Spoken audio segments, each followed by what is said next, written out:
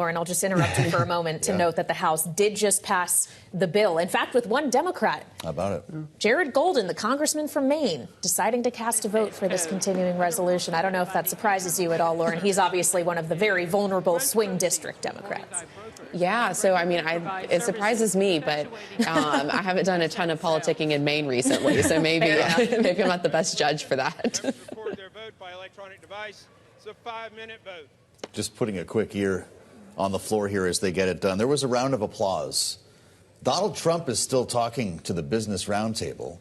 Presumably will be for a bit of time here. This was all baked in advance. He obviously isn't available to be making phone calls right now. I mean, you got to hope that Mike Johnson finally learned to live by the gospel of Nancy Pelosi. Like, you never bring up a vote if you think you're going to lose. He learned and was burned in the last Congress multiple times. So I think that clearly they felt they had the votes. And Jared Golden, not as surprising given like where his district is. I mean, it's one of the more Trump-leaning districts in the country. You raise a good point on the debt limit, because I think like, Democrats are much more comfortable voting down, and if the government shuts down on this front. Yeah.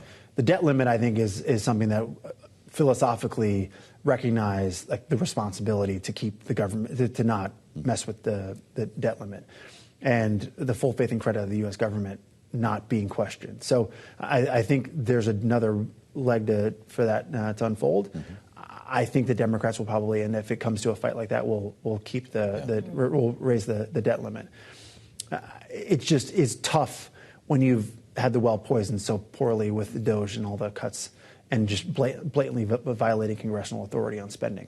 Well, and it's possible that the debt limit gets rolled into the wider budget reconciliation effort, Lauren. That's the structure the House has outlined in its budget structure, at least, budget resolution that already passed. We understand that, and you mentioned this earlier, Vice President J.D. Vance lobbying on Capitol Hill today made the argument to Republicans, you need to pass this thing to keep the government open so that we can get on to the rest of it, that reconciliation package with tax cuts and border funding and all of that. How quickly can that really move on from here?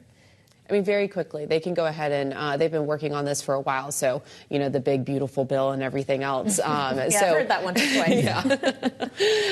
So they can get moving on it pretty quickly. But again, it's just how unified will the Republicans remain? I mean, I think this was a good test for them to make sure that they can bring everybody along. And obviously, the strong arming by the administration worked. You know, with only one holdout, that's pretty good. There's zero to lose, right, when they're dealing with some of these bills. So you would expect then that they can move pretty quickly on the reconciliation package over the next couple weeks.